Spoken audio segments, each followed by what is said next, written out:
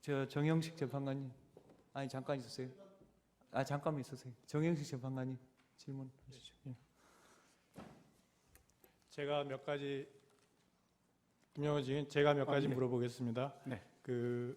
뭐 이미 내용이 어느 정도는 나왔기 때문에 확인하는 차원에서 다시 물어보는 겁니다. 12월 3일 날 22시 17분경에 이제 국무회의 구성원 11명이 대통령실 대접견실에 모였을 때 다 모였지 않습니까? 네. 이때 11명이 모였을 때 이제 피청구인이 비상계엄에 관한 구체적인 내용, 그러니까 비상계엄의 실체적 요건이 충족됐는지, 그리고 시행 일시, 시행 지역, 그리고 계엄사령관 등에 관해서 이야기를 했습니까? 제가 아니, 그 문건을 대통령님 하신 게 아니고요. 예, 제가 이제 그게 의안이었기 때문에 예.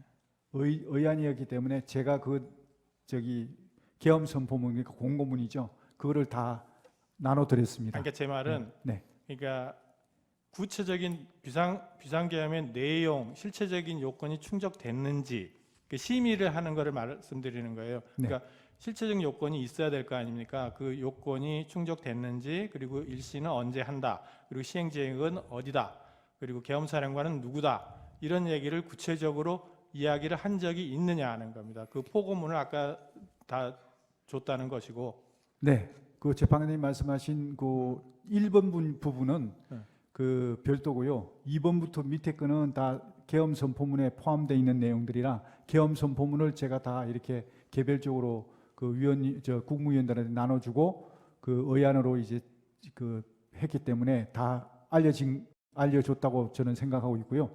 1번 충족이 됐느냐 안 됐느냐 하는 문제는 그 전에 계엄을 하기 전에 대통령님께서 계엄 선포를 하시기 전에 거기에 대한 여러 가지 그 전시 또는 사변 또는 그에 이에 준한 비상사태.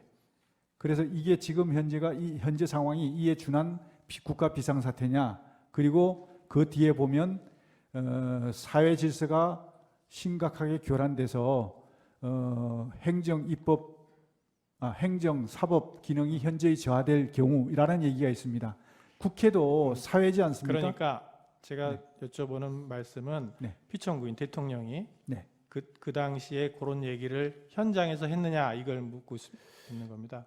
현장에서 11명이 모였을 때 11명 모였을 때 말씀하신 건 제가 못 들었고요.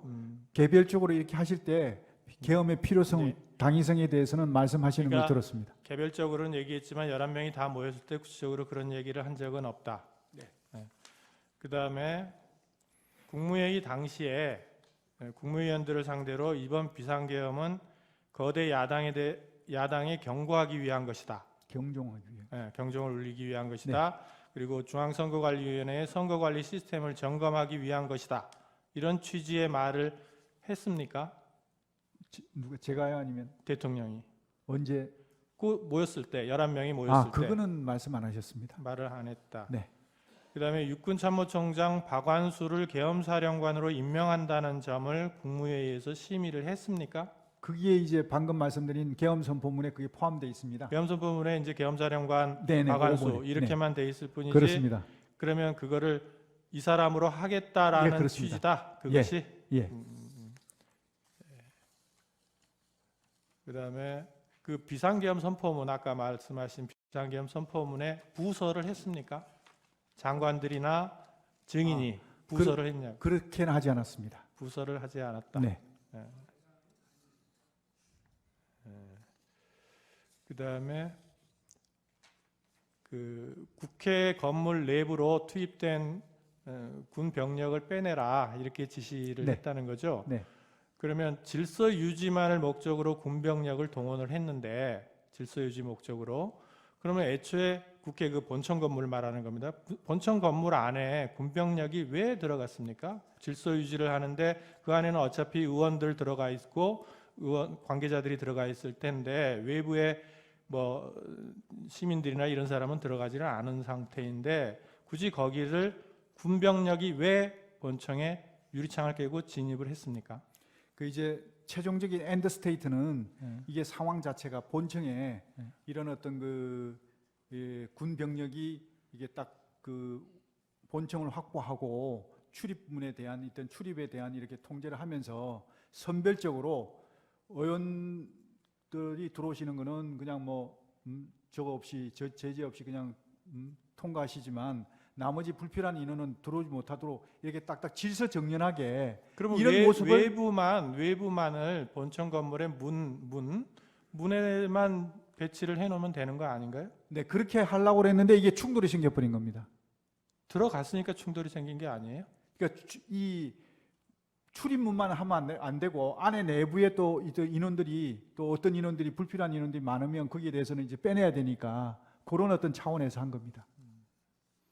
그리고 그 아까 자꾸 체포 이런 얘기가 나오는데 증인은 이제 포고령을 위반할 개연성이 높은 사람들을 몇 명을 추려서 말하자면 동태를 파악하라고 알려준 것이다 이런 취지였죠. 예, 동정을 좀 확인해. 그 말이 왜 체포로 바뀐 겁니까? 그러니까 이제 다른 사람은 체포하라고 지시했다는 취지로 얘기를 하는데 그게 증인이 얘기할 때 동정을 파악하라라고만 말씀을 하셨지만 동정을 파악해서 포고령을 위반하면 체포해야 된다 이렇게까지 말씀을 하신 건 아닌가요 혹시? 그건 아닙니다. 체포라는 말은 꺼내지도 않았습니까? 그렇습니다. 왜냐하면 체포를 하려 그러면 체포를 할 수 있는 기구가 구성이 되야 되는데 그때가 안 됐다는 겁니다. 그 말씀은 아까도 하셨고 예. 그러니까는 그 말하자면 이 사람들이 포고령을 위반할 가능성이 높은 사람이니까 동정을 감시해라라고 그렇습니다. 했다는 말은 네.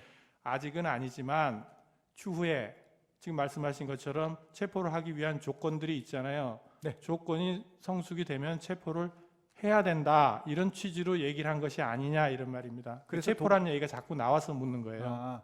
동정을 이제 확인하다 보면 예. 어떤 위반 우려가 있고 하면 사전에 예방 차원에서 차단을 해야 될 것이고 그럼에도 불구하고 계속하면 그거는 필요하면 체포가 이루어질 수밖에 없는 상황 아니겠습니까?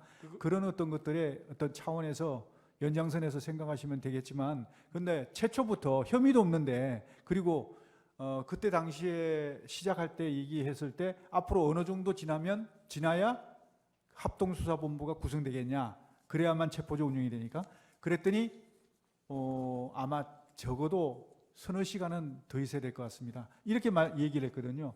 그러면 앞으로 서너 시간이면 그때가 통화했던 게 22시 30분 정도 됐는데 새벽 2시 넘어야 된다는 얘기거든요. 네, 알겠습니다. 예. 예. 두 가지만 확인.